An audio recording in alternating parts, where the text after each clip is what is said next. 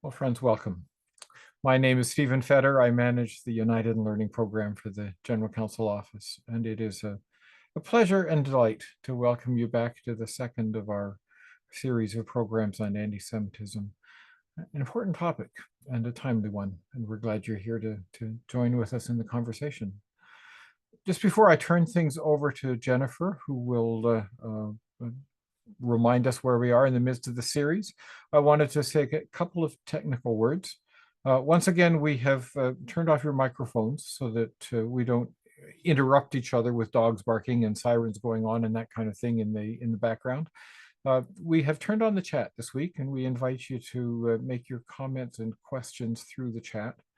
And Jennifer and Bernan are going to kind of curate the questions and collect them together and pose them to Geoffrey at the different Q&A periods. So please feel free to use the chat. Use the chat as a way to talk to us. There's no need to read the chat. And sometimes if the chat is running really fast, people find that they're struggling to hear because they're trying to read what's going on. They don't want to miss anything. It's our job to read the chat. And if you have to choose between reading and listening, listen. That's what's most important. The chat isn't collected in the recording anyway, and so it's up to Jennifer and Bernan to make sure that the important comments are collected together. And if three people are talking about the same thing in three different ways, they'll probably mush them together. But then they'll bring them into the audio stream, which is included in the recording, so that even folks who aren't here with us tonight will be able to connect that way. I see somebody has turned on the closed captioning, so if it's useful to you, know that that's an option in Zoom. If you move your mouse over top of the Zoom screen, you'll see all of the icons come up at the bottom of the screen. The closed captioning might be there, or it might be hiding behind the More button. But one way or another, if it's useful to you to see the computer-generated closed captioning, by all means, turn it on for yourself. I'm going to turn things over to my colleague, Jennifer, who is the host for this program. So Jennifer, over to you. Thanks, Stephen, and welcome everybody. It's lovely to see you all tonight. My name is Jennifer Jansen-Ball, and I'm Executive Minister for the Theology and Ministry Leadership Unit of the General Council Office. Part of my work includes working with our National Theology Interchurch Interfaith Committee, and through that, working with the Countering Anti-Semitism working group with my colleague Adele Holliday and elected members from both Theology Interchurch Interfaith and the Anti-Racism Commentary Table. And so that group has been instrumental in helping to set up this three-part webinar series. This is part 2 of 3, and we're glad that you could join us, especially with the date change for this week. We've been delighted to be able to work with 3 of our United Church theological colleges in putting together this webinar series.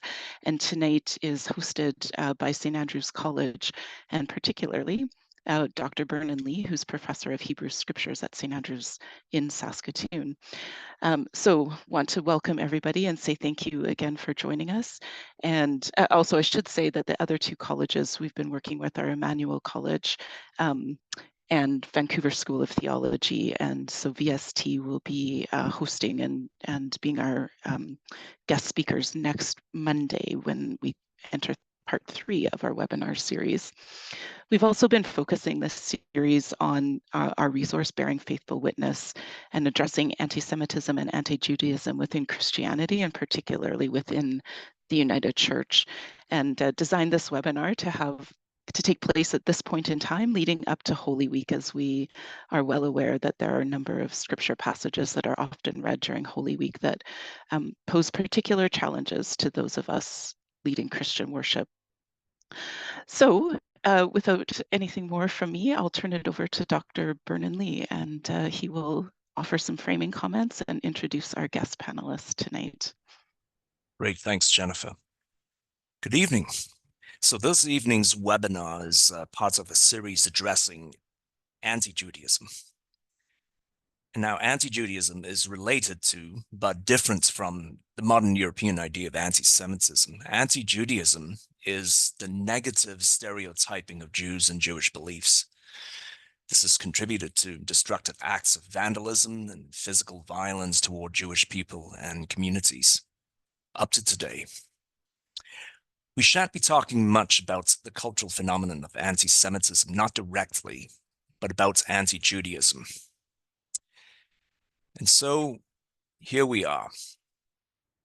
We're speaking on this topic because this remains with us today.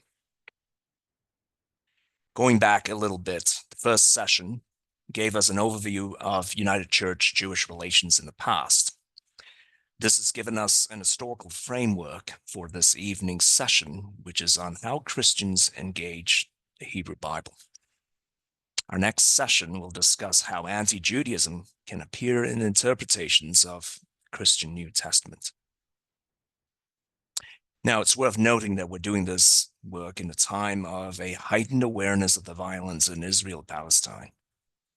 But this webinar was in planning for several months before the current war. And anti-Judaism certainly predates the Israeli-Palestinian conflicts by about 1800 years. United Church is not changing its position, which is that it supports the Palestinian people and it opposes anti-Judaism. Both are parts of our anti-racist commitments and our commitments to justice. Now on to protocol and procedure for this evening. There will be a time to submit questions by chat. We ask that in question and dialogue that you use I statements rather than speaking as a spokesperson for an entire tradition, that you avoid making general statements about groups of people, and that you attempt to listen without judgment. Assume good intentions in our dialogue partners, and approach dialogue to learn and not to convert somebody else to our position. Exercise some self-awareness, notice reactions with compassion, and extend that compassion to others. Those are the ground rules. And now, the profound pleasure of introducing our facilitator this evening falls to me. Our facilitator for this evening's event is the very Reverend Friar Geoffrey Ready. Geoffrey is the director of the Graduate Orthodox School of Theology at Trinity College in the University of Toronto, where he earned his doctorate in liturgical theology. Geoffrey serves also as lead visionary for reimagining contemporary ministries and as the Orthodox campus chaplain at the University of Toronto. At Trinity, Geoffrey teaches courses on Orthodox liturgy, biblical interpretation, and pastoral theology. In these varied endeavors, he offers direction in a brand of Bible reading that is in conversation both with the rich exegetical traditions of the Church Fathers and the theoretical musings of modern biblical criticism. Strange pairing, some might say. Now, alongside his labors at the university, Geoffrey is a champion of the ministries of the Holy Myrrh Bearers Orthodox Mission in Toronto, a mission that nurtures Orthodox Christians and inquirers through its services and activities. Geoffrey's odyssey of service and learning has taken him from his native Toronto to Ottawa, Boston, Belfast, France. We're grateful, Geoffrey, that you've returned to Canada, bearing your passion for rigorous theological inquiry, for wrestling biblical texts, and for understanding the varying interests of our present troubled world. We look forward to your leadership in engaging the important subject matter of this evening. Geoffrey, you have the floor. Thank you so much, Vernon. It's a delight to be with you all. I'm going to share my screen now. Hope this works all right for you all. Can you all see that okay? Perfect.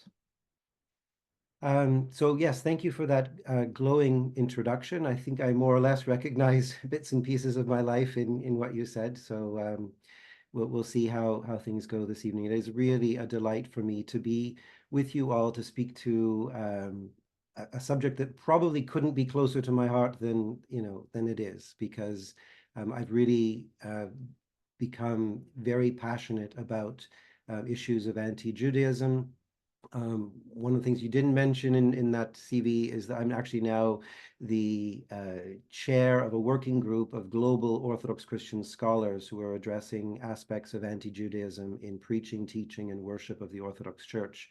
And we have 2,000 years of that, to kind of sort through. So it's a big job, but I'm very, very committed to it. So a little bit of that will kind of seep into what I will be speaking about with you this evening. So I would like to start, if you don't mind, with a prayer. This is how I start my classes, so we start most of what we do. And this is a prayer that is, I think, very special to me. It's actually from the Anglican Church of Canada, composed a few years ago in consultation with Jews, and then just adopted last summer at the Anglican Church of Canada's General Synod. And it's a prayer for reconciliation with Jewish peoples. So let us pray. O God, who has chosen Israel to be your inheritance, have mercy on us and forgive us for violence and wickedness against our brother Jacob. The arrogance of our hearts and minds has deceived us, and shame has covered our face. Take away all pride and prejudice in us. Grant that we, together with the people you first made your own, may attain to the fullness of redemption which you have promised, to the honor and glory of your most holy name. Amen. So by way of an outline of what I'm hoping to get through with you this evening, and leaving thereafter plenty of time for discussion and questions, I want to start with briefly some aspects of terminology and some presuppositions, largely because you don't know me and you don't necessarily know the kinds of words I use and the way I use them, right? So a little less like Alice in Wonderland, or Humpty Dumpty, right? Using words the way he wants with no reference to others. I want to share with you how I use my words so that we can have a kind of common platform to discuss. Now, as luck has it, a lot of what I presuppose is already written up in that beautiful document, Bearing Faithful Witness, that the United Church pulled together. So those of you who've read that will recognize, although maybe in a slightly different form, most of what I'm talking about. From there, I'd like to get into defining the problem that we're talking about this evening. We've already heard a little bit about the difference between anti-Judaism and anti-Semitism. We want to then talk about biblical interpretation and how that kind of connects with those kinds of things. Then to look at some common errors in reading and interpreting the scriptures, the common errors that Christians make that end up leading towards anti-Judaism. And then I'd like to present to you a better way of reading and interpreting the scriptures, drawing on various aspects of Christian tradition from different times and places, and in fact, even inspired by rabbinic tradition itself. And then, as I say, leaving some time for questions and discussion. So that's just to get you a little framework in your mind of where we're going here. But starting off with the aspect of terminology, just the very fact of talking about this is a useful exercise, right? So regardless of whether you're going to end up where I end up on this, that doesn't really matter. But this is what we actually call the Hebrew Scriptures, the Old Testament, as a lot of Christians, refer to it. And I want to just kind of talk briefly about each of these terms and indicate where they fall short, where they have advantages, and what we might do with that. But as I said, that the very fact of having the conversation is the important bit in this, rather than landing on any particular way of talking about things. The reason people have moved away from talking about Old Testament, of course, is the implication that if something is old, it can be replaced by something that's new, right? And that whole idea of replacement is what we want to avoid here.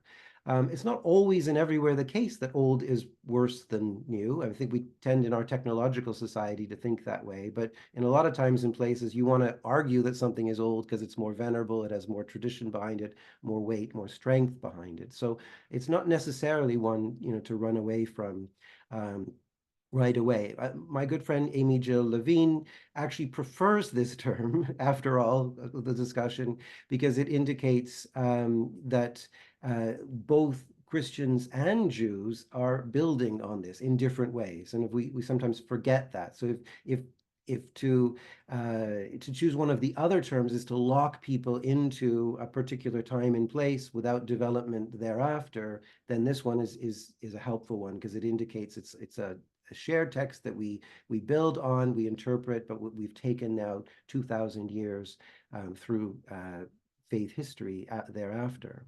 Of course, the other term, and this is what Bernard was mentioning in introducing me, is the whole notion of Hebrew Bible, Hebrew scriptures, and so forth, which has become very commonplace as a way of getting away from the possibly replacement aspect of Old Testament. The difficulty of saying this, there's several aspects to that. One is, of course, that not even the whole of the Hebrew Bible is written in Hebrew. So if this is a linguistic thing, how do we account for the Aramaic bits of Daniel, for example? Or indeed, for someone comes from the Eastern tradition like myself, the Old Testament encompasses a lot of works that we have only in Greek. And so it's a complicated thing to refer to it as the Hebrew scriptures.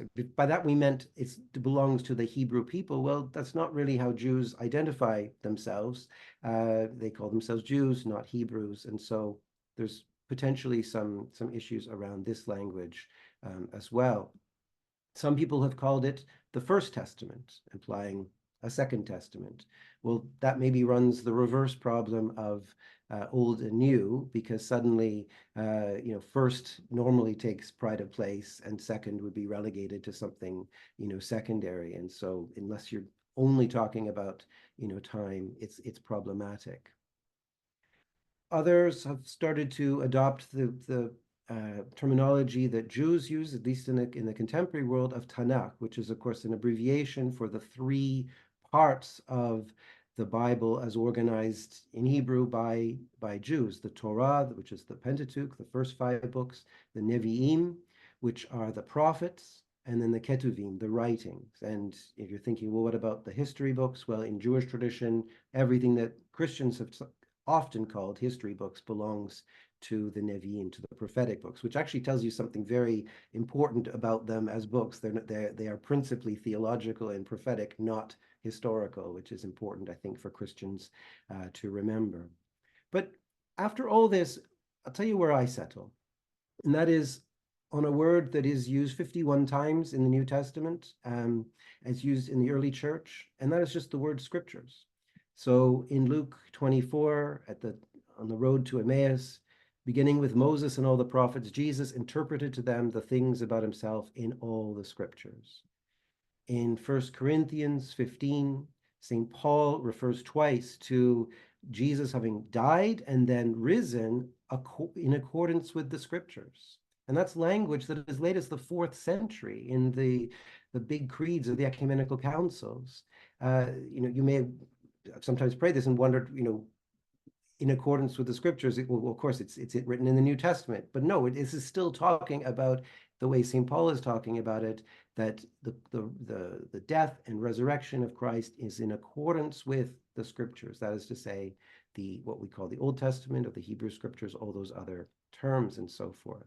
So I'm quite happy to do what the early church did, and what up to the 4th century was very commonplace, to refer to them simply as the scriptures. Well, then the question might come to mind, what do we call, the New Testament?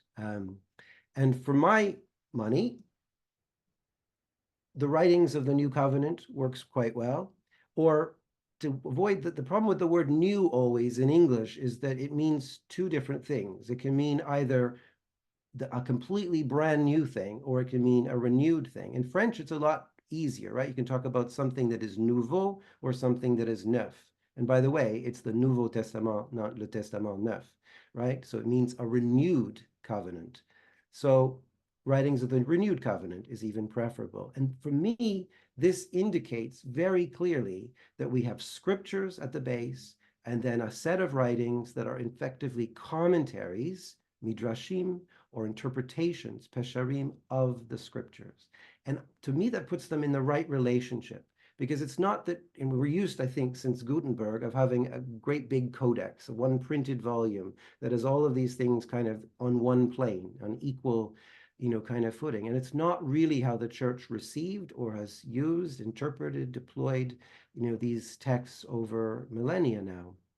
The scriptures are the base of everything, and in response to the life, passion, death, resurrection, and ascension of Jesus Christ, the church responded with commentaries, just as invited by Jesus to do so. But search the scriptures, find all about me in those. And those are a response to the scriptures in light of that experience of the risen Jesus. So those are my terms for these things. So you'll forgive me if I just simply stick to those as we go along here. But I say the conversation about this is the most important thing, so that we're not doing things in offensive ways or in inadvertently in offensive ways. So what are my presuppositions? I'm going to run through these relatively quickly. They are the sorts of things I do not mind any questions about later. So if something strikes you as odd or precocious or something like that, please push back. I was delighted to find that most of these are more or less all of them, but in a different shape or form, are in that document bearing faithful witness. So I'll run through these quickly, explaining just a couple of points as we go along. So these are core theological, biblical principles that apply to the subject at hand this evening. The first is what was later called Christianity was one of the many forms of Judaism in the first century. We know this from a lot of scholarship, research, discoveries, even in just the last half century. The Dead Sea Scrolls and everything have confirmed, all of that. Now, some of this you're going to explore in more depth next week, I hope, when you talk about specifically the New Testament texts and anti-Judaism within them. But this is a point that we need to set out here. Our church emerges out of Judaism as one of the many forms of it in the first century. And of course, those include Pharisees, Sadducees, Essenes, Zealots, as well as the followers of Jesus. Jesus and most of his early followers lived as Torah-observant Jews. Now, this is something that would have been surprising to be talking about 100 years ago, but I'd say the scholarship, the discoveries, the insights, the interpretation has moved on. The New Testament is written in that first century, Second Temple Jewish context. So that response to the scriptures, and therefore the lens through which we interpret the scriptures, is completely formed within a Jewish context. It's not to say that every audience of every book in the New Testament was Jewish, or indeed that every author within the New Testament was Jewish, but it is completely formed by the themes, questions, symbols, and aspirations of the Jews in the first century. And this is a key one here. As in all other forms of Judaism, followers of Jesus as Messiah of Israel made exclusive claims about the true way of being faithful to God. What we are going to find, again, this will be a subject you'll be talking about, I'm sure, next week, within intra-Jewish discussion is an awful lot of truth claims and points being made over and against other people who identify as Jews. And it doesn't exclude them as being Jews. It just means that's part of the discourse that's underway. And so we have to be careful in recognizing that and appropriating that outside of that context. Along with Rabbinic Judaism, who are the spiritual heirs of the Pharisees out of that early church or early first century matrix, the early Christian church survives the destruction of the temple in 70 and the Jewish-Roman War of 132-135. So from a multiplicity of Judaisms, you essentially end up with two by the middle of the second century. The church at that point remains intrinsically Jewish. That's its origin. That's how it's shaped. That's how it's based. But from the middle of the second century, it is mostly comprised of Gentiles. And so Jews according to the flesh, as Paul describes them, become suddenly the other, right? And what starts as intra-Jewish discussion can suddenly become an external dialogue. And that's going to be key to a lot of what we talk about next week and some of what we talk about tonight. As two siblings born in the matrix of Second Temple Judaism, the church, through councils, creeds, patristic writings, and then the synagogue through Mishnah, Talmud, these are documents by the end of the 2nd century and then into the 4th, 5th, 6th centuries, define their boundary lines in relation to one another. Now, the transformation in the kind of earlier view, which a view that's still commonly held by a lot of Christians, is that the assumption was that Judaism is the mother, right? Judaism is the Old Testament, then Christianity comes along and fulfills it, and Jews have just not bothered to be updated, right? And that's a kind of odd way of looking at it. It's not at all accurate. Both Rabbinic Judaism and Christianity come out of the same matrix of Second Temple Judaism as siblings. Siblings, yes, contesting and fighting, as a lot of siblings tend to, but developing in relation to one another at the same time. But this is an asymmetric process, you see, because Christians, by definition, need the scriptures, and so need to define themselves against their sibling. Whereas Rabbinic Judaism can largely work around emergent Christianity and other aspects of Second Temple Judaism. One of the things that the rabbis will do is form a more constrained canon of the scriptures than was predominant in the Second Temple Jewish period, right? We're going to shut things off. Protestants would know it as shutting it off at Malachi, right? But in the Tanakh, it actually ends at Second Chronicles. But in any case, the decision to only choose those books that were in Hebrew with a little bit in Aramaic in Daniel was one of the ways of working around what was seen as some of the aspects of Second Temple Judaism that led to or contributed to the formation of that messianic form of Judaism called Christianity.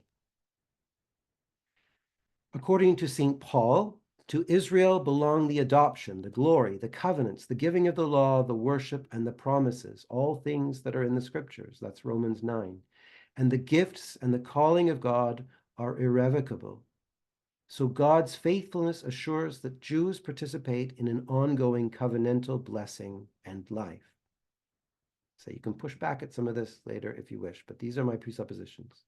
Gathered around Messiah Jesus, Christians participate in the eschatological renewal of Israel. That is to say, the expectation that Israel would one day be open to the nations, as the prophets had foretold, as the promises to Abram in the first place, had been made. So in other words, we've got this kind of this wider covenant now, Jews faithful to Torah and those promises irrevocable, but Christians functioning in a kind of different time frame within the same covenant, already anticipating that day of the Lord, that eschatological day when the nations would pour into the church.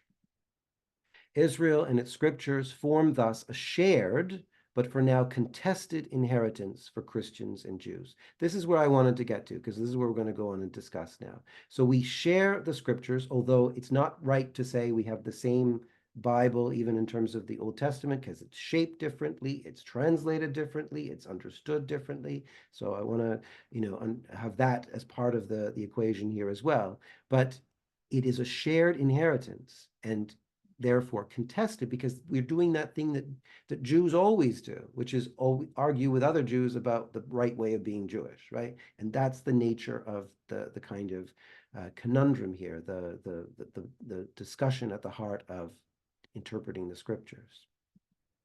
So defining the problem, and I'll go over this relatively quickly because you've been looking at things like the difference between anti-Semitism and anti-Judaism, right?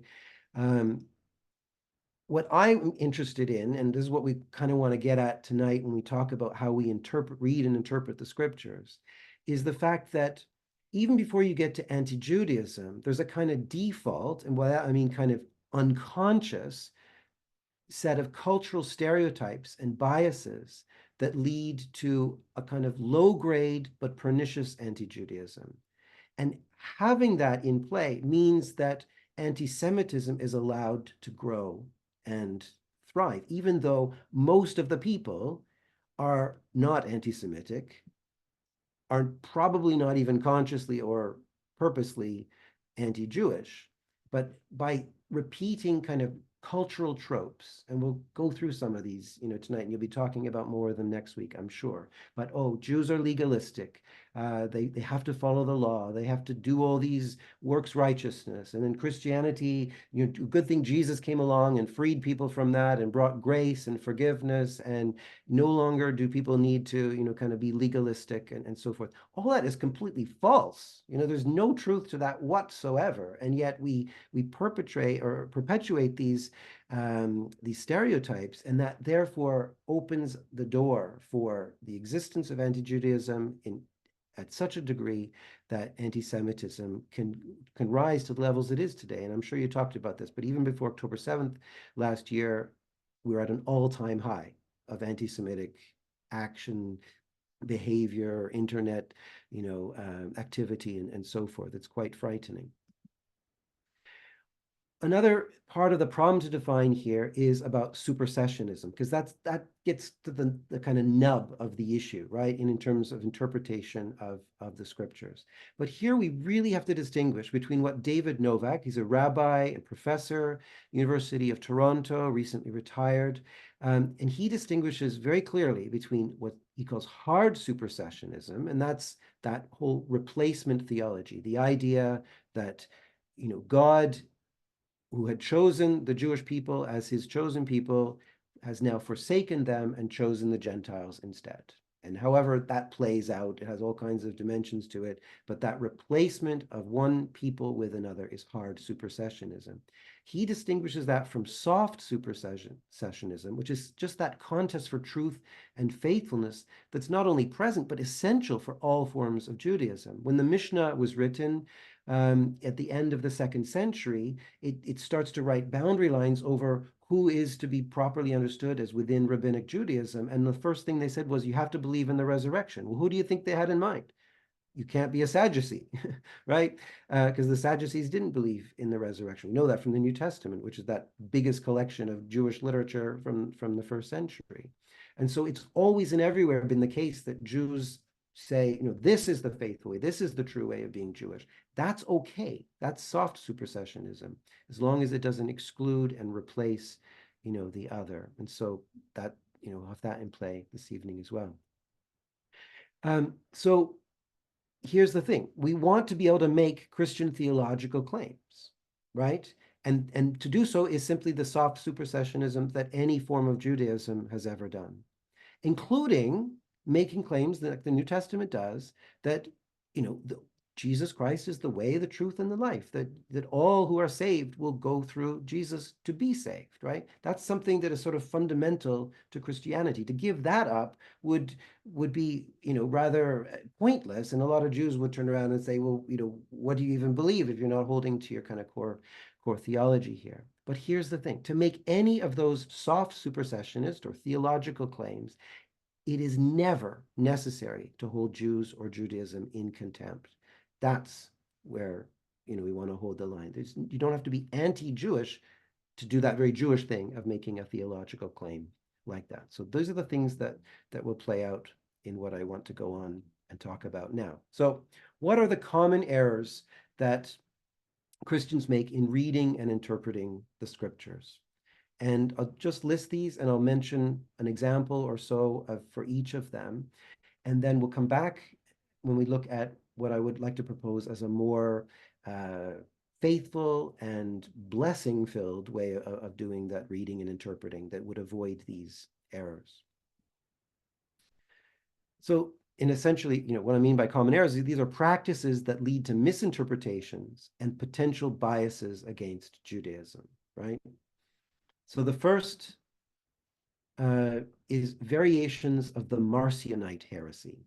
Now, that might not mean anything to you. And if I said Marcion, you might be thinking of some little green man from the next planet along from the sun. But no, Marcion of Sinope was a very, very early Christian, very devout and faithful guy, lived from 85 to 160 in Rome. And he was most perturbed by what he read in the scriptures, right? And essentially, to make a long story short, he made these great lists of problems And then he concluded that the only thing he wanted to keep in his Bible, and he's the first to kind of come up with a canon, and the church responds to that by drafting canons of its own, but in terms of a list of official books, well, his list of official books included most but not all of the Pauline epistles and a very redacted version of the Gospel of Luke. Okay, that's all he could settle for, because what he wanted was a God of love and mercy and forgiveness. I mean, these aren't bad things, right? And what he read in the scriptures, he thought, was about a very vengeful God who didn't love or forgive, and so he wanted to. So essentially, you could sum this up as there's the God of the Old Testament and the God of the New Testament, and they don't have anything to do with each other. Now, I don't meet very many Marcionites who are, straight on throwing out the scriptures, but I meet all the time Christians who say things that sound like they're crypto-Marcionite, right? They'll say things like, oh, well, when we're reading the Old Testament or the scriptures, we're meeting, a very different God, God understood in a very different way, or, you can only excuse that because that's how God was, and understood by the people, back then. Well, what we really can find in the scriptures is the God that Jesus reveals fully as an incarnate Son of God, and everything that Jesus ever says about love and forgiveness and mercy is already present there in the scriptures. And moreover, if you want to go and find vengefulness and justice and judgment and so forth, you don't have to look further than the Gospels that speak an awful lot about wailing and gnashing of teeth. So to compare the worst of one and the best of another is never a good practice, right? When you're comparing things, and that tends to be what's at the basis of variations of the Marcionite heresy, where people just want to throw out bits or all of the scriptures.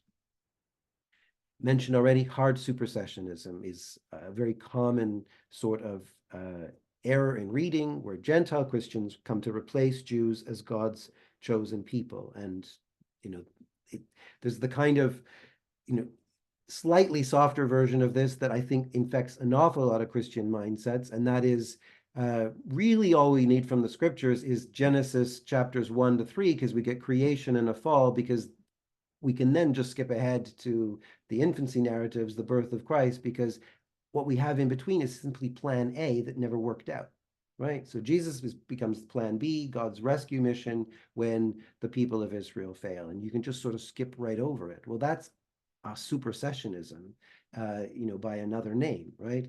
And I hear that an awful lot from people, and that's why people aren't interested in reading the scriptures and don't understand why it's necessary to do so. Decontextualization, where we interpret the scriptures without considering their historical and cultural context. Just to go to a hot button issue, consider the way that an awful lot of people who never read the scriptures and certainly never read Leviticus are more than happy to go and quote certain verses at random from Leviticus because they want to talk about sexuality or something like that, right? They don't understand the context of all of what they're reading, or they don't even look beyond that verse to other verses in the same chapter to understand how things are in relation to one another. To make a long story short, we have a people that for a time and place in a particular context were very concerned about not mixing things. It's certainly in the final analysis, mixing Israel with the nations, but that was manifested right down the line with don't mix different threads in your clothes, don't mix different crops in your fields. And yes, men don't mix up things with women and lie with a man like lying with a woman. That's the context for, the injunctions against homosexuality. So to quote that completely out of context with no reference to that and try to apply it to today, when I don't think most people are worried about those category confusions and mixings, it just makes no sense. And I'm not saying that solves the whole issue. I'm just saying it's a very, very bad way of reading, and it's completely decontextualized at that point. Others include things like cherry picking and proof texting, selectively using verses from the scriptures without considering the broader context of the narrative. We're going to come back to this one in terms of basically the prophecies about Christ and so forth. So I'll leave that one for now.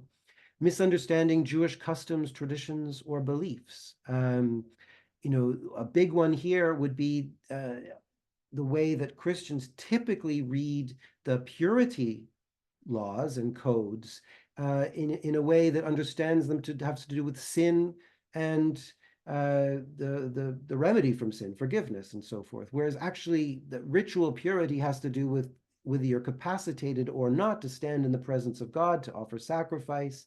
And no matter how good or bad a person you are, you could be in a state of ritual impurity if you had done certain things. And you just went through the process of restoring ritual purity in order to approach the tabernacle or the temple in order to offer sacrifice. It has nothing to do with whether someone is sinful or not.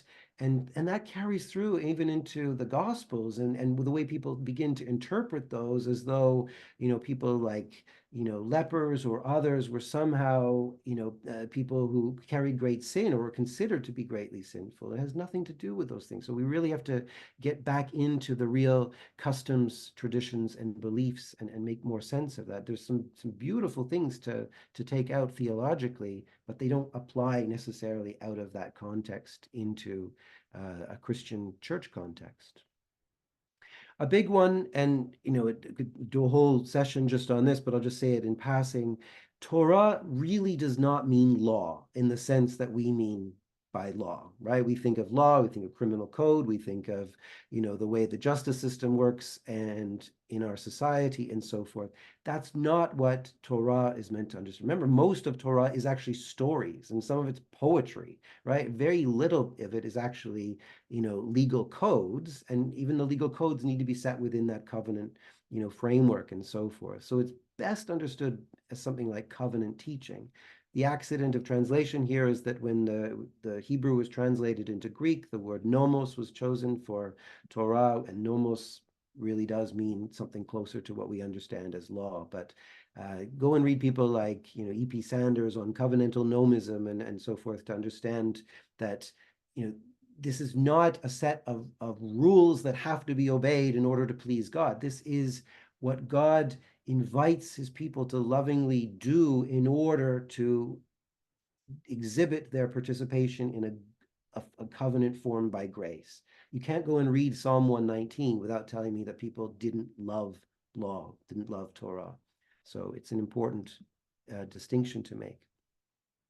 Contrasting texts from the scriptures with New Testament texts to make Judaism a negative foil for Jesus. This is very, very common. It's even baked into certain lectionaries, like the Revised Common Lectionary, where, you know, on a certain Sunday, you might get the Decalogue, the Ten Commandments, you know, read, and then maybe even a psalm that ties in with the law. But then you go to the New Testament and suddenly you're reading St. Paul writing to the Galatians, who are Gentiles, and telling them that they don't need to follow the covenant markers because they're not Jews. And the whole point of the eschatological rearrangement of Israel is that the nations will come and not become Jews, but will join the Jews in worshiping the God of Israel. So he's telling them that the law doesn't have that level of importance for them. So you've suddenly taken a completely different question with a completely different answer and contrasted it in the lectionary or in, you know, however you've, you know, set up the thing in order to undermine the whole point of what was being set up, you know, to begin with. We get this a lot, that Judaism becomes the negative foil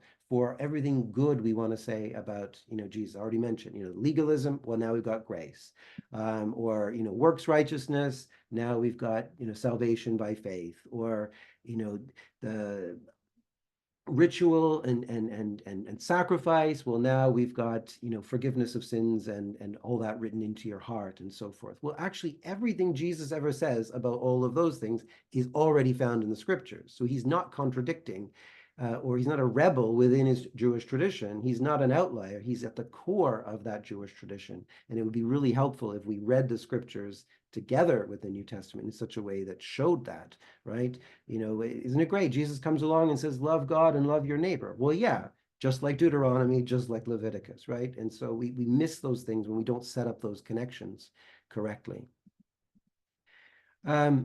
Overlooking or ignoring the continuity between the scriptures and what Jesus taught, practiced, and enacted. Well, I just said something about that, so we'll move on. assuming Jews today believe and practice the same things as in the first century or in the various time periods of the scriptures. That's where it's about using the scriptures as a way of kind of caging Judaism and not understanding that there's been as much development since the first century in Judaism as there has been in Christianity, and arguably more in those early centuries, because there had to be post-temple a greater break to kind of create rabbinic Judaism than was needed in an eschatological form of Judaism called Christianity, which already was prepared to kind of move out beyond Jerusalem and the temple to proclaim the good news to the nations. So we don't want to use reading the scriptures as a way of saying, oh, okay, now I know about Judaism because I've read Leviticus, as though that were, again, Jews today tend to get asked questions in cities like, well, where do you keep your animals for sacrifice? Does the city allow you to, it's a complete misunderstanding. Assuming Jews have also not long wrestled with difficult texts in the same way that Christians have had to. So this is part of that addressing the Marcion Night question, right? Where, yes, there are problematic texts like Holy War and Conquest of Canaan and so forth. But to assume that is the central reality of Judaism, and Christians are having to wrestle with having that in their scriptures, but sure, Jews, they must just be perfectly happy with. No, the same wrestling has always been in play. Rabbis very early on were allegorizing the conquest of Canaan as a victory of the soul over the passions, right? Just like church fathers were doing in order to kind of make sense and carry forward the interpretation of what are extremely difficult texts. And Jews find the same difficulties. So having said all that, what do I want to propose to you as a better way of reading and interpreting the scriptures? And what I want to do with this, and you might find it kind of odd, but I'm going to give a contemporary take on basically pre-modern approaches to exegesis.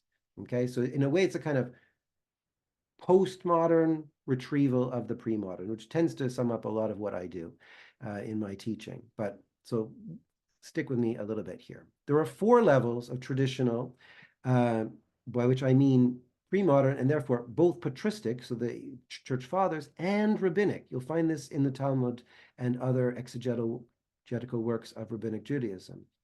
And they are the literal, the typological or allegorical, the tropological or moral, the anagogical or mystical. And if you want to know a lot more about what I'm about to tell you about this, one of the best sources is Henri de Lubac, Medieval Exegesis, the 4 Senses of Scripture. Now, these don't necessarily mean what you think they mean, so I'm going to just take you through these quickly. The first is the literal, and I put it here under double scare quotes, just to show you that it really doesn't mean what you think it means. So, first of all, it doesn't mean what most people say when they say literal these days, because they actually just mean figurative. I hear people say to me, oh, yesterday I was so hungry, I was literally starving. Well, no, you meant you were figuratively starving. So we don't mean that, but we also don't mean the 19th century scientific history, this is what happened. Right? That's not what the pre-modern understanding of literal meant. It just meant, the etymology of the word means the letters, right? It means what the words plainly mean. That is what the narrative says, how the story unfolds. So it's following the whole story, going with it, running with the story as it's told. That's the literal meaning. And maybe, and it's accessed by close reading. Now here, I said we're using a kind of postmodern retrieval of the pre-modern, but I also appreciate a lot of the modern methods, not for the kind of cul-de-sacs that they take us down. Things like source criticism and form criticism and text criticism and so forth. You may have seen this stuff. Tom Wright, the New Testament scholar, says it's a bit like taking your car to the garage for a tune-up. You arrive a week later and the mechanic says, good news, I found all the parts, and points to the garage floor and all the bits are in pieces on the floor. Sometimes the modern historical critical methods end up a little bit like that. That's what I mean by cul-de-sacs. But nevertheless, certain aspects of that can assist in this close reading, attending to the literature as it is. And especially, I'm interested in things like the form criticism that led to looking at things like genres and folk tales and type scenes and that sort of thing. That's all been very interesting. Redaction criticism is very interesting. That's all about rediscovering the theology of how the scriptures got assembled together, right? So all of this kind of points at the story itself, the narrative itself, right? And so maybe rather than saying literal, like the pre-modern said, we could talk about the literary sense of scripture. And here it really is a postmodern thing because, of course, postmodernity is defined in part by the narrative turn, right? Turning away from idea of objective reality and getting at scientific data towards the idea that we're all storied creatures in a storied world interpreting things all the time. It's story, it's interpretation all the way down, as certain post-critical thinkers would tell you. So this is the first level, literary, and it's going to be critical to what we're going to talk about next. So for the pre-moderns, beyond the literal, or we'll call literary, are three spiritual senses of scripture. And what do they mean by that? They mean that you look through, without losing the literary value, the literal sense, you move through it to theological meanings, plural, that are capable of being discovered as a result of a process of struggling with the text. Today we would call that hermeneutics in a post-critical vein. But the church fathers also talk about theoria, which is this kind of spiritual insight, contemplation, reflection that sees the meaning of the text beyond just the story itself, right? Now, those three methods are, first of all, typological or allegorical. Now, I'm going to emphasize the typological. Allegorical can sometimes have flights of fancy that I'm not interested in. This was associated primarily with the Alexandrian school, if you follow the church fathers. Typological is more grounded because it's kind of intra-textual within the Bible. It's about seeing and noticing that events, characters, places, images, and other patterns, these types, within and across the biblical texts are linked, right? It's a kind of literary device. If you want to talk about all the mountains in the scriptures, mountains are important, and the fact that God makes dry land by splitting water. Well, that happens probably first of all in the Exodus, and then as a back telling of that, it happens as a matter of creation, right? The waters are divided, the dry land comes up. So by making those connections, we get these kind of resonances and point and kind of deeper meanings can be found by doing that. Well, it happens with events, it happens with characters, it's no accident, that we get certain figures doing certain kinds of things in repeating patterns. Type scenes like men meeting women at wells and discussing marriage. This happens over and over and over again. And those things create these links within the scriptures. Ultimately, so for Christians, these are Christological in focus, right? In other words, the aspects of these will point forward to Christ so that, he can be seen as a new Joshua. They share the same name after all, Yeshua, right? He's a new Moses because, well, look, he does things like, going down into Egypt, crossing the water, going into the desert and facing temptation, going up a mountain and giving the law. Well, that's all this stuff that describes Moses. It describes Jesus in Matthew's gospel and so forth, right? But here's my point, and we're going to come back to this in a moment. Not all applications of the typological sense are beneficial, and many of them lead to anti-Jewish interpretations. So I'm going to put my finger squarely on this in a moment. But to round out these two other senses, just because I mentioned them, the tropological, that should say moral, sorry, I need to correct the slide there. The tropological sense is an interpretation of tropes.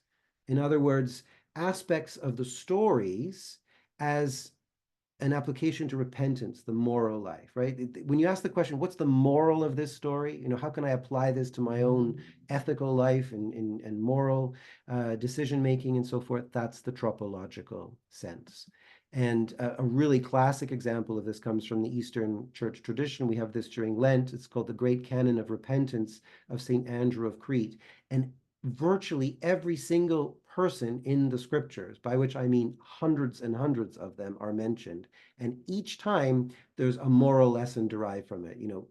oh my soul, learn from so-and-so, Abiram, learn from Jotham, and then there's a lesson that comes out of that. And then at the end of the whole thing, it says, I have put before you, my soul, Moses' account of the creation of the world. After that, all the recognized scriptures that tell you the story of the righteous and the wicked. But you, my soul, have followed the second of these, not the first, and have sinned against God. That gives you a tenor of this whole thing. We do like 600 or 700 prostrations during the service too. It's quite grueling, and if you didn't repent before you started, you would certainly repent, by the end. That's the tropological or moral sense. The last of the senses, the anagogical or mystical sense. This is about interpreting the scriptures towards the experience of the life of the age to come. Or to the inner spiritual life, the sanctification of the soul towards union with God. A really good example of this comes from the 4th century. St. Gregory of Nyssa wrote a book called The Life of Moses, which on one level is just the narrative of Moses, but on another level, it's actually the journey of the soul on its upward ascent towards union with God, right? But using the story of Moses to tell that. That's anagogical sense. But as I say, we're going to come back to the typological sense here. And why is it Christological? Well, Jesus himself invites it to be, right? We're supposed to see Christ in the scriptures. And this gets to the heart of, why some Christian interpretation could become anti-Jewish. And we're going to dwell on this a bit. So Jesus says to his disciples after the resurrection, opens the scriptures to them and says that they should find in there everything written about me in the law of Moses, the prophets, and the Psalms. And notice here the Tanakh, right? Because we've got Torah, Nevi'im, and Ketuvim. Psalms here is kind of shorthand for all the writings and so forth. So he says, look in the Tanakh and find me. Okay, there's the invitation, but how do we do it? So this typological sense, seeing Christ in the scriptures as he taught, there are different ways of doing this. Some are, I will say to you, crypto-Marcionite, right? And they lead to anti-Jewish interpretations. So we'll speak about that. But there'll be an alternative approach, which I will propose, that avoids anti-Judaism by fully appreciating the story of God and Israel. Okay, so this narrative turn is important, right? Recovering the full literary value and the full story within Christ's invitation for us to find himself within those scriptures. So, what are some bad examples? I'll just run through this really quickly. So there's the invitation again. Well, the most egregious one is probably the most common amongst Christians, right? We read the scriptures for predictions and proof texts. When Jesus says, go and find me in the Old Testament, this is what we do. We find that embedded in the scriptures is a checklist of messianic prophecies to be decoded as proofs of Messiah Jesus. We read the Old Testament simply to find the proof texts, right? And we're going to come across a couple of these in a moment. Here's a list I got off the internet. This will be in the recording. You can slow it down and read them, more carefully. But there are a lot of them, right? And all we do is we extract this one little piece of data from a field of data, and we say, okay, that's the important bit. We'll discard the rest. Messiah born of a woman, born in Bethlehem, born of a virgin, from the line of Abraham, descendant of Isaac, descendant of Jacob, tribe of Judah, etc. And here's goes on and on. And I found one list on the internet that had 361 of these. And that's the only way the Old Testament is read in this sense, right? Just to find those proof texts. The whole narrative doesn't matter. The context doesn't matter. These things are just being pulled out of context in order to make a point. Well, building from there, though, is another way, but I'm going to call this weak or bad typology. And that is the one in which Jesus is the true and concrete fulfillment of what we can see as shadowy scriptural patterns and stories. Okay? And in this case, we read the Old Testament to sort the wheat from the chaff, to focus on the right stories and find the right types. This approach I'm calling Christocentric.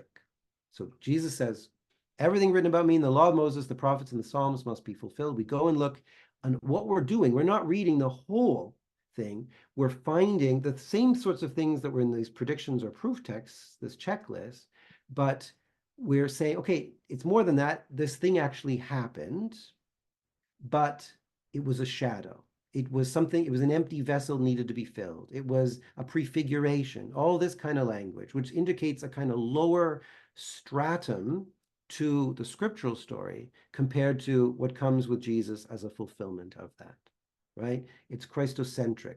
And this describes, anybody who's not just in the checklist business is probably operating on this level. We're going to do the examples of this in a moment, but I'll tell you about what I view as full or good typology, with this kind of fuller retrieval of the traditional married with the narrative turn. Under full or good typology, the scriptural narrative as a whole is inspired by God and useful for teaching, reproof, correction, and training in righteousness. That's taking the cue from 2 Timothy and saying, if the whole thing is valuable, how can we be just sorting wheat from the chaff, or indeed just finding data on a kind of huge data set that we're just going to pull out and focus on? But within that whole scriptural narrative, here's the interesting business. God is consistent in his actions with his people Israel and with all creation. So that's why patterns and types link stories, characters, events, and places across the scriptural text. God acts the same way through history in different times and places, which creates these opportunities to link things together. It tends to be the case that people are called up mountains to meet God, and God gives them a form of revelation, and then they're commissioned to go out from that place. That happens multiple times. So God's consistency is what creates the typological patterns. Jesus being the telos of the Torah. Now, you've probably often heard that translated, Jesus is the end of the law, right? As though now the law is ended because we have Christianity. That's anti-Jewish. No, it actually says he's the telos, the purpose, the culmination, the climax of Torah. He is the climax and purpose of the whole scripture, summing up and recapitulating the whole story of God and Israel, which means we can read the whole story, not sorting wheat from chaff, but taking the whole thing as important. And I'm calling this method Christotelic. So it picks up on that word telos. And if you want a really, really easy way of understanding what I mean by this, think not proof text, but hypertext. In other words, whenever you find one of these typological associations, or as we're going to go on and see a couple of examples here in Matthew, these allusions or quotations from the Old Testament where it says this happened in order to fulfill. You're not meant to just say, oh, look, there's another check on the list. Or indeed, oh, something happened before that was shadowy, now it's fulfilled, now it's completed in the fullest sense.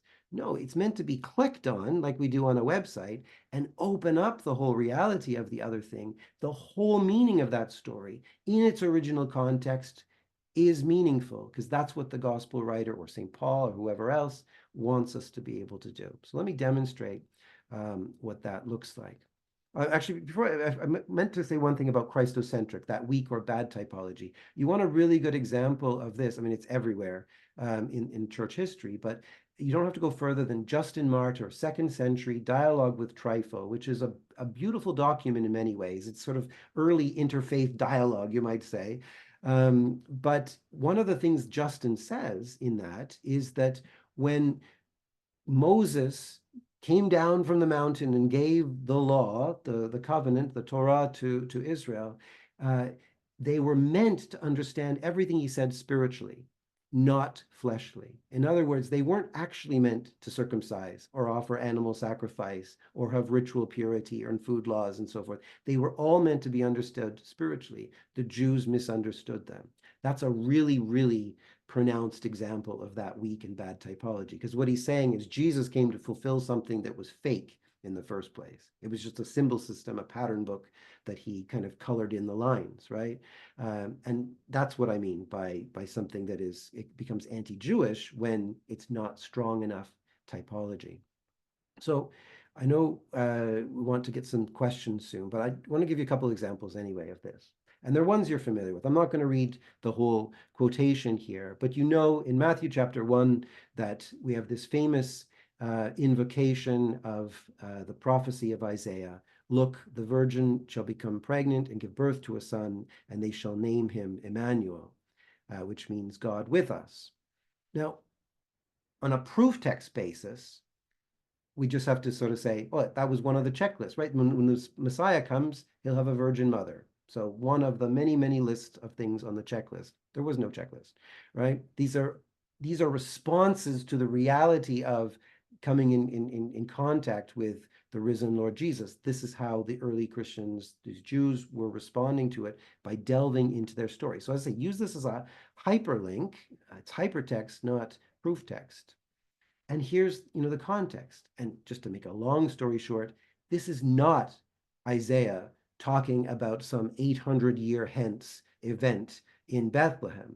This is him addressing King Ahaz at the time when he's absolutely frantic with fear because the northern, so Ahaz is king of Judah, the northern kingdom of Israel has thrown its lot in with the Syrians in order to stave off the great empire of the day, the Assyrians, right? And so Ahaz is dreadfully worried. Should he go in with them? Should he throw his lot in with the Assyrians? And Isaiah is trying to get him to hold the course and not fear. And he says, and he points over, in Ahaz's court, you see that young woman with child? She's going to bear a son and she'll name him Emmanuel. So don't worry, God is with us in this moment. It's around the year 701.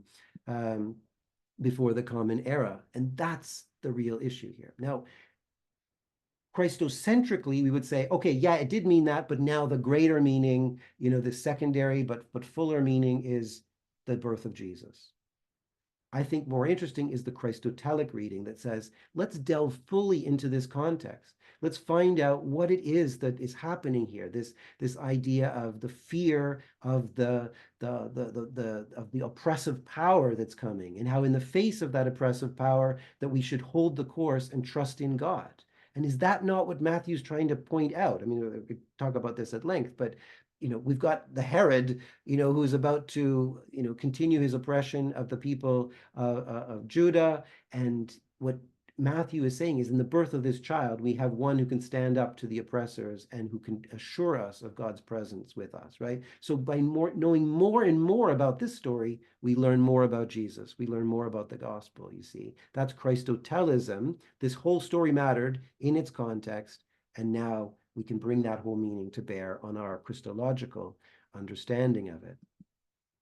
We won't go through all of these, but there's some really, interesting ones. Matthew goes on to talk about, the meaning of the birth in Bethlehem. And this is a quote from Micah, which again is about standing up to the Assyrians, knowing that God is with us. So you can look at these later. I can give the slides as well, as people can slow them down when they watch the video again. Out of Egypt I called my son. We sort of think, oh, another proof text, right? Look, because the Holy Family had to go down into Egypt to flee from Herod and his persecution and so forth.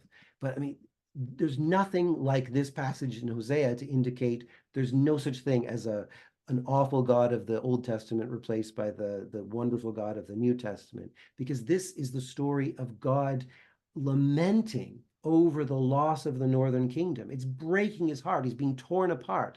When Israel was a child, I loved him. Out of Egypt, I called my son. The more I called them, the more they went from me. And it talks about the sacrifice to the idols and so forth. Yet it was I who taught Ephraim to walk. I took him up in my arms.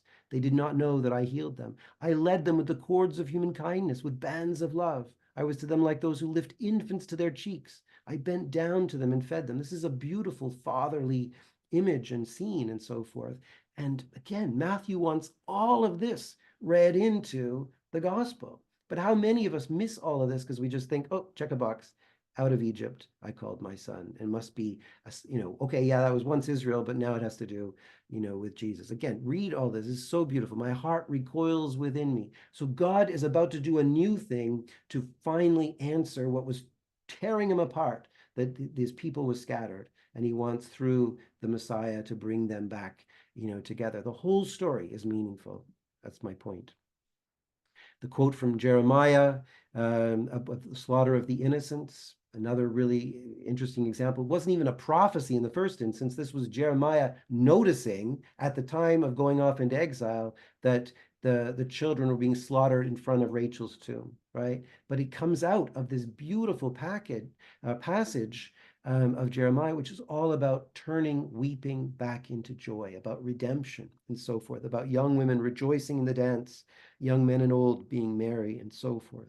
So again, it's a little bit like, on the cross, Jesus says, my God, why have you forsaken me? We think, oh, he's crying out in desperation. No, it's a hypertext link. Go and read the rest of the psalm, which ends in redemption, right? All of that goodness has to be brought into bear. That's how we should be reading the scriptures fully, completely. And of course, later in the same chapter in Jeremiah is where we get the whole idea of a New Testament, right? The new covenant with the house of Israel and the house of Judah, a renewed covenant, I would say.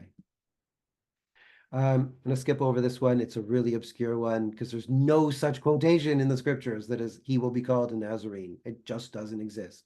It's probably, I think, a reference to Isaiah 11, because the word for branch here in the first verse, netzer, in the Hebrew is suggestive of this. So again, all of this is brought into bear. The Spirit of the Lord shall rest on him, spirit of wisdom, understanding, counsel, and might, and so forth. All of that is what Matthew wants us to know.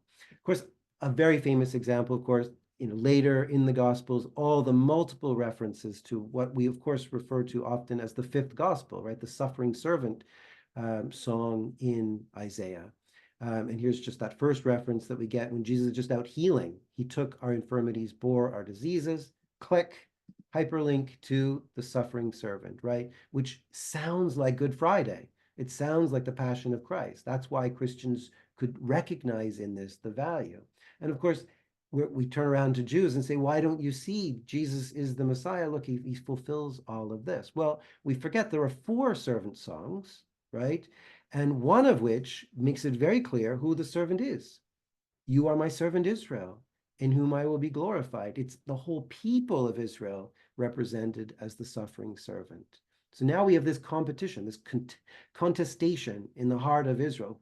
Is it the Messiah or is it the whole people of Israel? And Jews will opt for the latter, Christians, for the former, and we're kind of in this endless debate. There's a wonderful book that A.J. Levine put out with Mark V. Brettler called The Bible With and Without Jesus, where they go through all these passages and show how Jews and Christians read these differently. But my point is we can read them alongside each other and benefit from the way that we read them. In this sense, we don't have to just say the suffering servant in Isaiah, written, around the time of the exile or right after the exile, and the sort of Deutero Isaiah mode, comforting the people for their exile, and these songs of the suffering servant. Once we've identified Jesus in there, we miss actually the larger picture here, because what Isaiah is originally talking about is the fact that not everybody went into exile, and a certain number, the Judahites who were in exile, suffered on behalf of all, but all were redeemed. All had their sins forgiven, as Isaiah chapter 40, right? Comfort you, my people.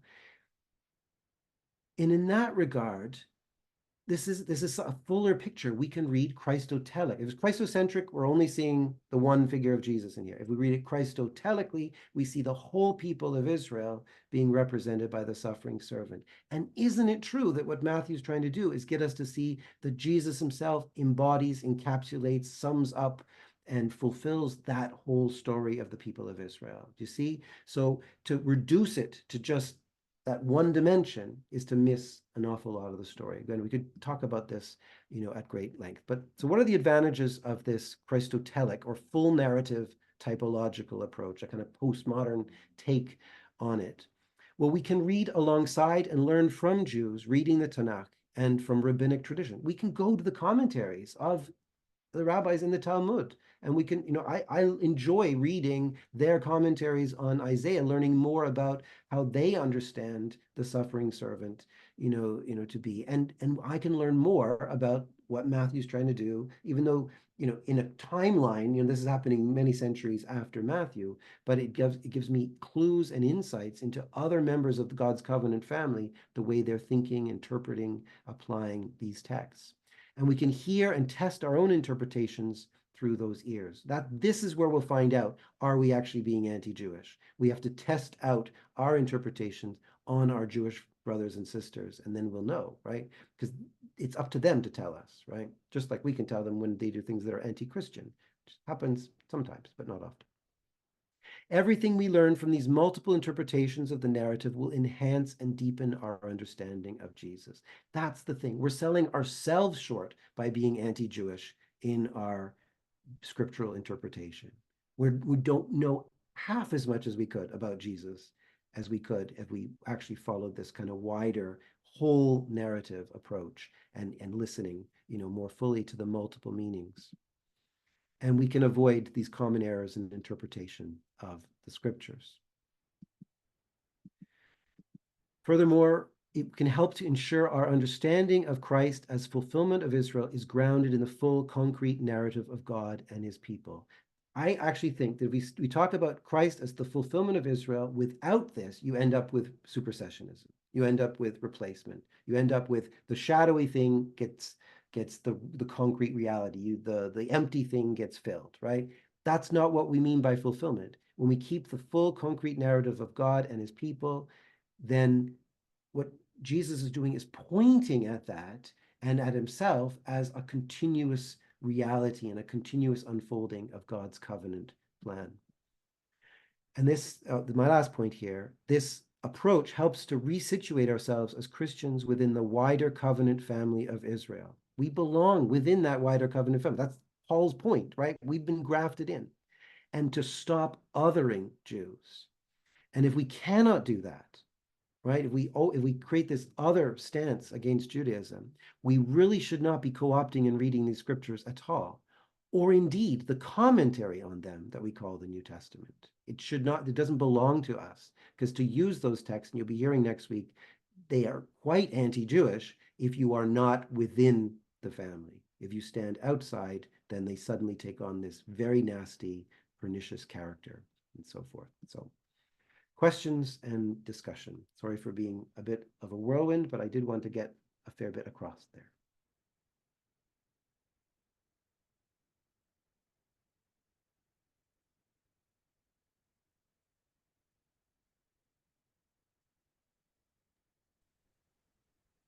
Thank you, Dr. Ready. I think we can take questions in these last 13 minutes or so.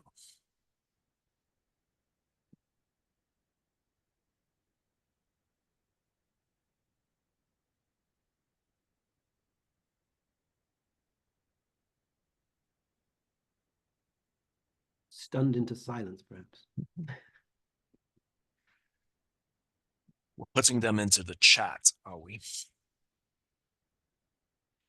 Yes, we are. Make a decision here.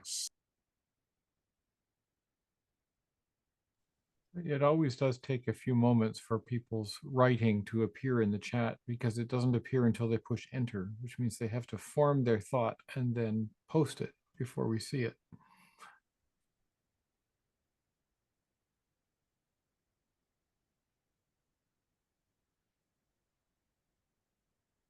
While we're waiting, I did put my email address there, and to emphasize to people, get in touch with me if you want to follow anything up later. If something occurs to you, you're watching the video and you didn't have a chance to answer something, ask something now.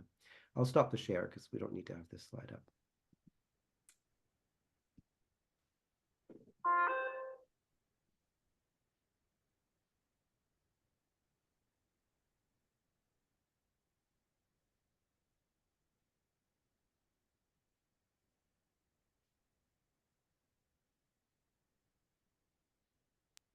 All right. We've got our first question in the chat here. I'll just read it out. Can you clarify the part where you talked about the asymmetrical process? Christians need the scriptures and need to define themselves against their sibling, whereas rabbinic Judaism can largely work around emergent Christianity. Yeah, so I mean, by self-definition, as I said, the early followers of Jesus were not setting out to do a new religion, right? And the idea that they were even Christians wouldn't have occurred to them. They just thought of themselves as Jews who had met their Messiah, right? And they were responding in those terms. So absolutely, the scriptures of Israel are the fundamental starting point for any thinking about, making sense of who Jesus is. I mean, that's encapsulated in the gospel that says Jesus himself points, to that. I mean, what becomes Christianity could not exist without the scriptures, without what a lot of people call the Old Testament or Hebrew scriptures, whereas Judaism does not need the Christian New Testament in any way, or even the existence of Christianity. Rabbinic Judaism is formed, as a response to those, kind of sort of decisive moments in 70 with the destruction of the temple, and then, the expulsion, the destruction of Jerusalem and expulsion of Jews from Judah in 135 after the failure of that last big rebellion under Simon Bar Kokhba. And so a process has to be gone through about how do we, it's like Psalm 137, how do we sing the Lord's song in a foreign land, right? In a new land. Now without temple, how can Judaism, survive? And so there is a process there of discernment of, I think it's maybe Daniel Boyarin who makes the point that, Christians and rabbinic Jews are making sort of similar but, complementary decisions. If I get this right, the point is that for rabbis and the early rabbinic Jews, they concretized their understanding of Messiah, but spiritualized their understanding of the temple and sacrifice, right? So temple and sacrifice became metaphors for Torah study and for assembling in synagogue and doing all that. But they doubled down on the concrete idea of a messianic age, because quite patently, it's obvious we're not in an age of shalom, world, hunger being solved, all wars ending, etc., right? So by doubling down on that to deny Christian claims, at the same time as spiritualizing the temple, whereas Christians were kind of concretizing temple and sacrifice through liturgy, but spiritualizing messianic claims, right? By saying, well, it might not look like the Messianic age, but look, it's inaugurated already because one in the middle of time has been resurrected, but there's still the fulfillment to come. So they're saying very similar things, but just focusing on different aspects of it. So to a certain extent, there is a dialogue and a relationship, and it's not true that Rabbinic Judaism doesn't make reference to Christianity, even obliquely, but as a necessary part of it, certainly, Jesus wouldn't have had to have been there for Rabbinic Judaism to form, right? That would have happened as a result of the fall, the destruction of the temple, the fall of Jerusalem, and the expulsion in 135.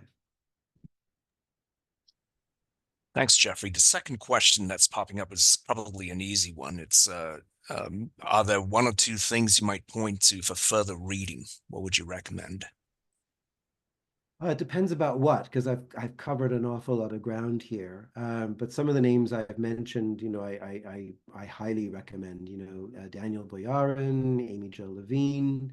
Reading things like the Jewish annotated New Testament that Amy Jo Levine and Mark Zvi Brettler put out, that book that she did with Mark Zvi Brettler called The Bible With and Without Jesus, is good. But if it's this broader thing about, the kind of the recovery of the full biblical narrative. I mean, this really is the place where I came into this whole equation. You mentioned in an introduction my focus on liturgical theology. Well, you can't understand Orthodox liturgical theology without understanding the story of God. Well, you can't understand the story of God rearranged in liturgy without knowing that that's the story of God and Israel, right? And so many people, I mean, recently, a friend of mine who's an Orthodox presbyter put out a whole catechetical series. I think it's like 80 hours of videos all about Orthodox Christianity. And there's not a single mention of Israel. And I find that flabbergasting, right? So to address that, we have to get back to that full story, the full narrative. And so that's the whole Yale school, Hans Fry and the eclipse of biblical narrative and all that. Kendall Sulin, who is a big figure in addressing anti-Semitism, is very much into that recovery of narrative theology and so forth. It's that fundamental understanding that you can't do theology without the story, without narrative, and that jives with kind of the post-critical postmodern turn anyway. And so there's a lot of it about. Great, thanks very much. We've got a question that gets us back to something that was raised at the very beginning. Could you say a little bit more about the difference between anti-Jewish versus anti-Semitic? Right. So, I mean, I think this is broadly, I mean, everyone is going to define things a little bit differently, but broadly, the understanding today is anti-Semitism is a racist category, and therefore it belongs to properly to the modern era and the invention of race and the invention of racism and so forth. And so that is, things like the desire to eradicate or persecute, Jews as a people, right?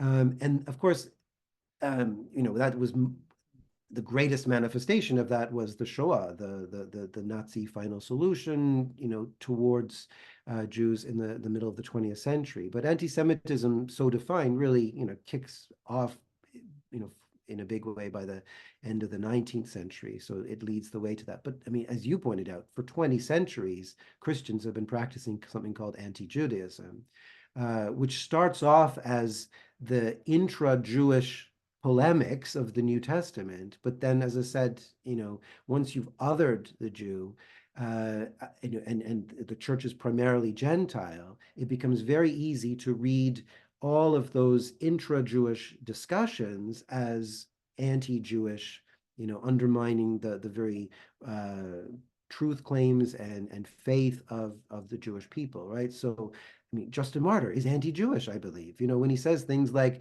the Jews they never understood Moses properly because they weren't actually meant to do things concretely, is an anti-Jewish, kind of approach. It completely dehistoricizes the people of Israel and so forth. And so, I mean, anti-Judaism, can be overt like that. It can be just, I hear wonderful sermons from people sometimes. They go on for 25 minutes, but there's one line in the whole thing where someone says something like, oh, isn't it wonderful Jesus came along and he brought in the marginalized and the outcast because Jewish, faith and society kept them at the margins and so forth. That's completely wrong. The Jewish society was very good. Go and read the prophets at taking care and paying attention to and always calling people out when they were marginalizing and so forth. So we always want to sort of highlight something positive by saying something negative about Jews, and it just doesn't make any sense when Jesus is, fully in that Jewish tradition, a full representative of that. The only Pharisee, by the way, from whom we have any written records is Paul, right? And so, we need to understand that, Judaism is not the problem that Jesus came to solve, right? Rather, he came as the culminating moment in the whole history of a people and a relationship between God and Israel, and he summed up the very best parts of all of that. And from that, we can take an awful lot, right? Thanks very much, Geoffrey. We're coming really close to the end of our time here. We're very grateful that you've spent this time with us, walking us through an understanding that early Christianity was really an inner Jewish conversation, showing us some of the fallacies and Christian appropriations of the scriptures, and then eventually taking us to a place where we might do a better job of reading scriptures. Thanks very much for taking this time and for taking the questions that's come after your presentation. Thank you. Thank you. Hope I get to meet you all again. I'd just like to say thank you as well, Dr. Ready, especially for stepping in towards a last minute. Really appreciate you being willing to share this with us tonight. I've found it very enriching, so thank you very much. And thank you to Dr. Lee for helping organize this session as well. And thanks to Stephen for being our tech support for all of these series. And Stephen, do you have any final words? No, simply to say what a wonderful evening this has been, and to recommend that folks come back again next Monday evening for the third in our series. So same time in your own time zone as we met tonight, but once again on Monday, and I hope we'll see you there. I'm going to take the leaders into a small breakout group so that they can debrief with each other for a few minutes, and wish the rest of you well, and to look forward to seeing you next time. Bye for now. Thanks. Good evening, everyone.